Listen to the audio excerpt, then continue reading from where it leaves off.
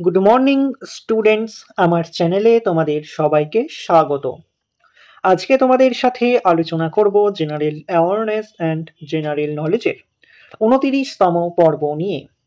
তো আগের পর্বগুলির মতোই আজকের পর্বটিও খুবই গুরুত্বপূর্ণ হতে চলেছে, বিশেষ করে যারা রেলওয়ে এক্সাম দিতে চলেছ 2025-এ। তো প্রতিদিন ঠিক সকাল 6টায় আমি তোমাদেরকে এই পর্বটি করিয়ে থাকি। তো অবশ্যই সকলেই যুক্ত হয়ে যাবে এই সময়। সমস্ত আপকামিং পরীক্ষার জন্যই এই পর্বটি উপকৃত হবে, যেমন ALP technician, RRB group D, non technical সমস্ত পরীক্ষাগুলিতেই। তো চলো আজকের পর্বটি শুরু করা যাক।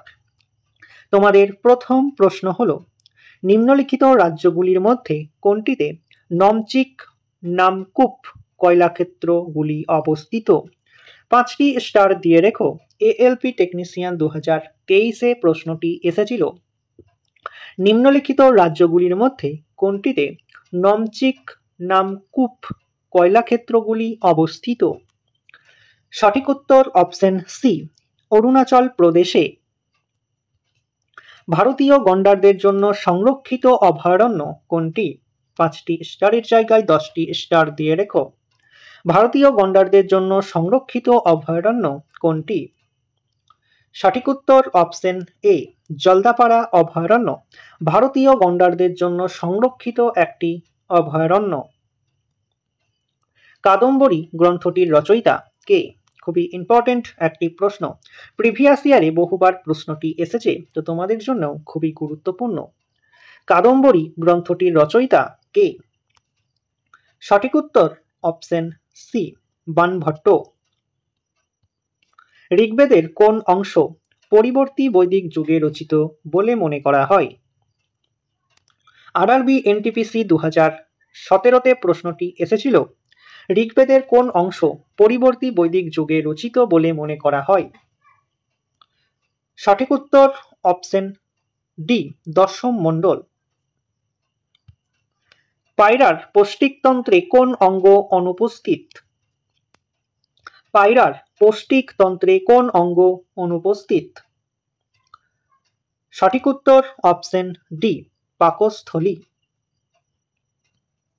আজাদ হিন্দ ফৌজ কোথায় প্রথম স্থাপিত হয়? 5টি স্টার দিয়ে রেখো। আজাদ হিন্দ ফৌজ কোথায় প্রথম স্থাপিত হয়? সঠিক উত্তর অপশন বি, সিঙ্গাপুর।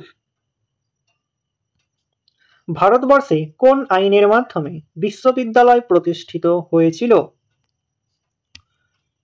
ভারতবর্ষে কোন আইনের মাধ্যমে বিশ্ববিদ্যালয় প্রতিষ্ঠিত হয়েছিল? সঠিক উত্তর অপশন এ, ভারতীয় বিশ্ববিদ্যালয় আইন দ্বারা। কোন গভর্নরের আমলে অধীনতা মিত্রতা নীতি চালু হয়েছিল? কোন গভর্নরের আমলে অধীনতা মিত্রতা নীতি চালু হয়েছিল?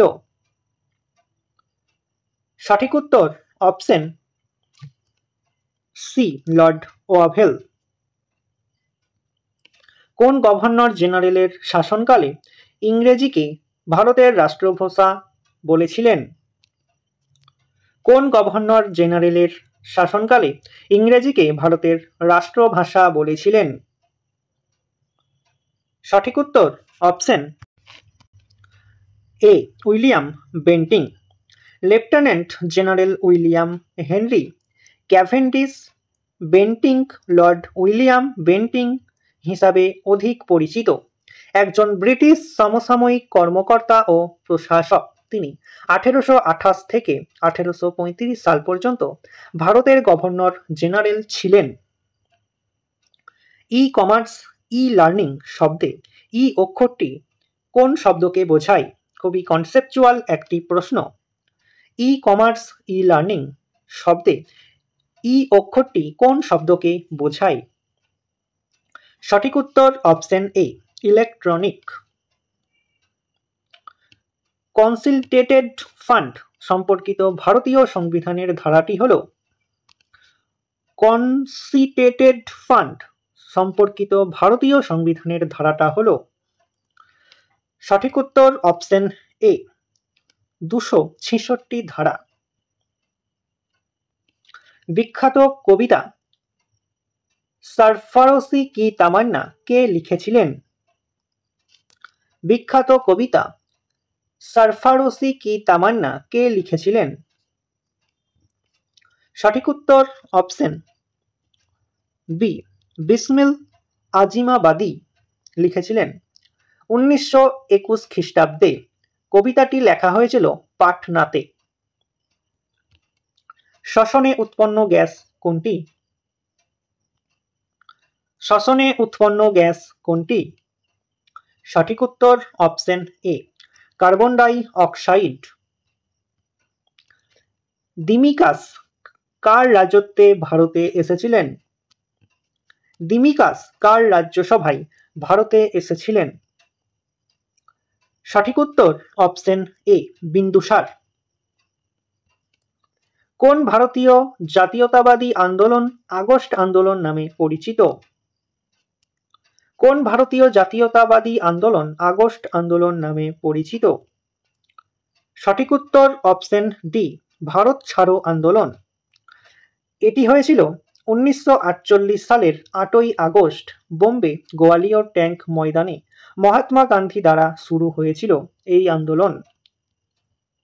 ল্যান্ডফিল থেকে উৎপন্ন গ্যাস কোনটি? ল্যান্ডফিল থেকে উৎপন্ন গ্যাস কোনটি? সঠিক উত্তর অপশন এ, মিথেন গ্যাস। 1857 সালের 10ই মে কোন শহরের সেনানিবাসে মহাবিদ্রোহের প্রকৃত সূচনা হয়েছিল বলে মনে করা হয়? 5টি স্টারের জায়গায় 10টি স্টার দিয়ে লেখো। 1857 সালের 10ই মে কোন শহরের সেনানিবাসে মহাবিদ্রোহের প্রকৃত সূচনা হয়েছিল বলে মনে করা হয়? সঠিক উত্তর অপশন সি, মিরাট। তো স্টুডেন্টস, এই ছিল তোমাদের আজকের ক্লাসটি ভালো লাগলে বন্ধুদের সাথে শেয়ার করো। চ্যানেলে নতুন হয়ে থাকলে চ্যানেলটিকে সাবস্ক্রাইব করে পাশে থাকা বেল আইকন বাটনটি প্রেস করে রেখো ভিডিও নোটিফিকেশন সবার প্রথমে পেতে। তো দেখা হচ্ছে নেক্সট ক্লাসে। আজ এই পর্যন্তই। সবাই ভালো থেকো, সুস্থ থেকো। জয় হিন্দ, জয় ভারত।